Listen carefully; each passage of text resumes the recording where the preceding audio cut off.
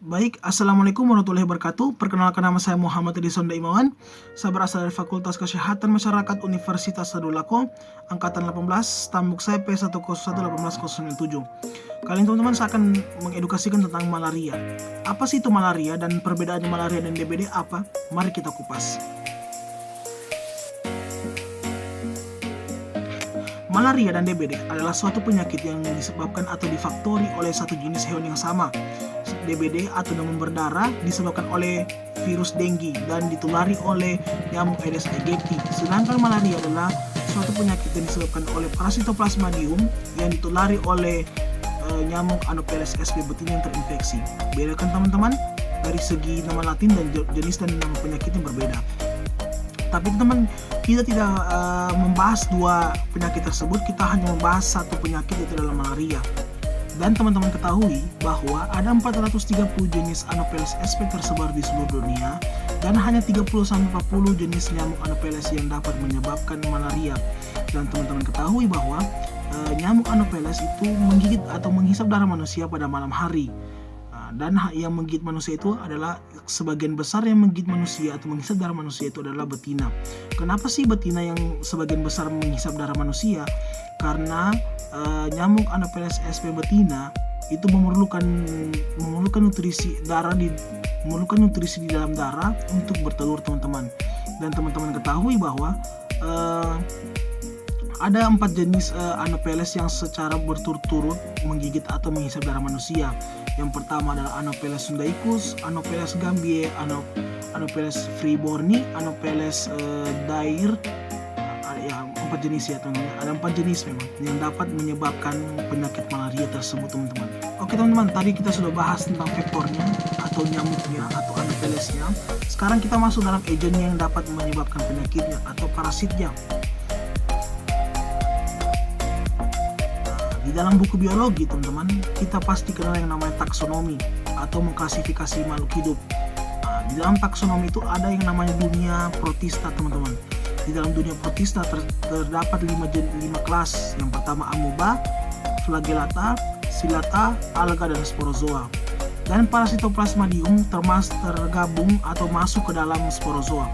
Kenapa sih dia masuk ke dalam sporozoa? Karena saat di dalam perut nyamuk atau saat dia berada di dalam perut nyamuk Anopheles, dia masih berbentuk seperti kapsul atau berbentuk seperti biji tanaman, teman-teman, atau seperti telur lah. Saat nyamuk melakukan substrat kepada manusia dan melakukan penghisapan darah, maka kesempatannya Parasitoplasmadium keluar dan melakukan patogenesis terhadap manusia, keluar dan masuk ke dalam tubuh manusia untuk melakukan patogenesis. Saat itu teman-teman, patogenesisnya itu sampai 10 dan 15 hari itu dapat menyebabkan malaria, seperti itu teman-teman. Dan teman-teman ketahui bahwa para peneliti telah menemukan 5 jenis Parasitoplasmadium yang menyebabkan malaria, teman-teman. Yang pertama adalah Falciparum, Vivax, Ovale, malaria, dan Knowelsi. Sekarang kita akan membahas tentang faktor risiko dan gejalanya. Siapa sih orang-orang yang rentan kena resiko malaria? Yaitu adalah ibu hamil, anak usia di bawah 5 tahun, bayi, dan orang-orang yang melakukan transmisi ke zona malaria, teman-teman. Kita masuk ke gejalanya. Saat kita terpapar kisaran 10-15 hari, maka kita akan mengalami yang namanya tahap siklus. Yang pertama adalah kita mengalami menggigil, demam, sakit kepala, lemas, dan pegal linu. Dan akhirnya suhu tubuh kita turun kembali menjadi normal kembali, teman-teman. Maka siklus itu akan kembali lagi selama 3-4 hari, teman-teman. Oke teman-teman, sekarang kita akan membahas bagaimana sih mencegah malaria tersebut. Teman-teman yang sedang menonton video ini, kita akan membahas bagaimana pencegahan malaria, teman-teman. Mungkin kalau teman-teman sudah sakit atau terkena malaria, maka teman-teman semua akan pasti pergi ke dokter pada saat sakit. Tetapi kalau saat sehat, teman-teman, pasti kalian untuk apa juga saya mau urus yang begitu itu. Tapi teman, saatnya kita sadar untuk melakukan hal sesuatu yang baik. Tapi ini tidak ada biaya sama sekali. Saat kalian sakit, kalian memang perlu biaya biaya sangat besar.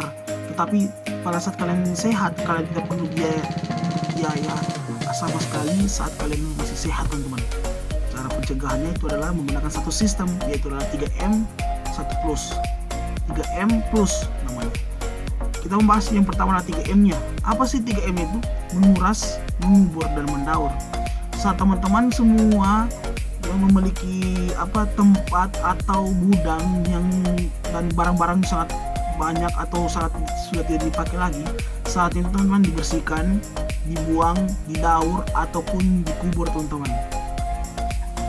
Kalau untuk teman-teman punya bak atau tempat-tempat penampungan air, maka sudah sebaiknya harus dikuras. Apabila tidak dikuras, maka jentik-jentik nyamuk itu akan berkembang biak, teman-teman. Saat itu kita sudah bergerakan untuk bisa mengatasi akar dari masalah tersebut. Kita masuk dalam plusnya. Apa sih plusnya itu, teman-teman? Yang pertama, saat kalian punya kubangan air atau saat kalian punya tampungan air, maka kalian harus harus menggunakan bubuk abate. Itu yang pertama, agar larva sidanya terbasmi. Kita akan basmi dari akarnya, teman-teman, yaitu menggunakan bubuk abate untuk membasmi larva sidanya. Yang kedua, saat kita tidur, teman-teman, atau saat kita istirahat pada malam hari, kita dianjurkan menggunakan anti lotion atau anti nyamuk, hand body anti nyamuk, seperti itu, teman-teman. Dan yang ketiga, kita harus menggunakan yang namanya kelambu saat kita tidur. Tapi teman-teman, kebanyakan masyarakat awam bahwasanya dia katakan kalau pakai kelambu itu panas, pakai kelambu itu pengap. Kalau tidak bisa pakai kelambu, kita pakai sistem kedua, yaitu adalah menggunakan anti nyamuk atau lotion. Yang keempat, menggunakan predator larva. Kan kita tadi membahas akarnya, jadi kita harus membahas akarnya dengan menggunakan predator larvanya, teman-teman, seperti ikan-ikan kecil atau menggunakan orang sekarang bilang itu ikan cupang atau ikan-ikan hias, teman-teman.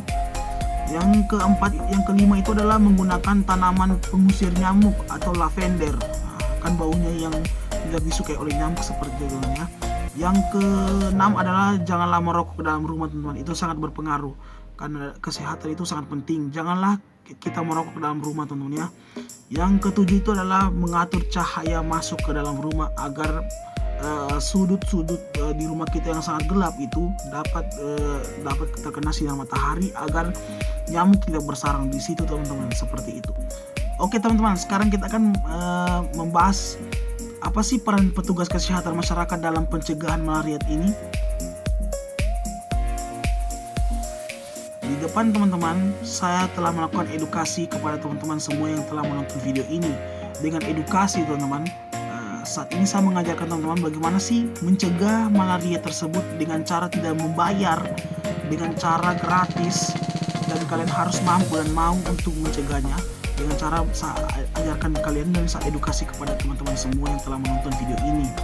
Dan teman-teman ketahui bahwa itulah peran petugas kesehatan masyarakat, itulah melakukan edukasi kepada masyarakat agar dia tahu dan mampu untuk mengerjakan suatu kebaikan. Itu adalah pencegahan. Pencegahan tidak mahal, teman-teman. Kalian butuh hanya mampu dan sadar saja bahwa penting sekali saat kalian sehat itu untuk membasmi penyakit agar kalian tidak terjatuh sakit lagi. Saat kalian sehat tapi kalian tidak sakit, itu sangat penting untuk bisa lagi dapat memacu kalian untuk mencegah penyakit tersebut, teman-teman.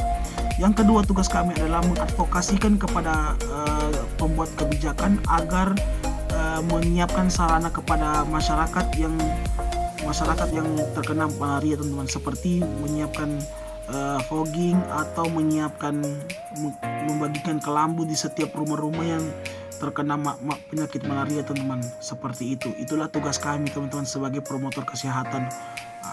Dan bahwasanya, teman-teman, saya ulangi lagi bahwa mencegah itu, teman-teman, lebih baik daripada mengobati, karena mencegah itu sangat murah. Kalian hanya cukup tenaga saja, tidak ada pernah keluar uang. Kalian harus mampu untuk melakukan hal sesuatu yang baik agar kalian itu menjadi contoh kepada orang-orang yang lain, teman, seperti itu. Itu saja bisa saya sampaikan. Billahi taufiq wal hidayah. Wassalamualaikum warahmatullahi wabarakatuh. Terima kasih.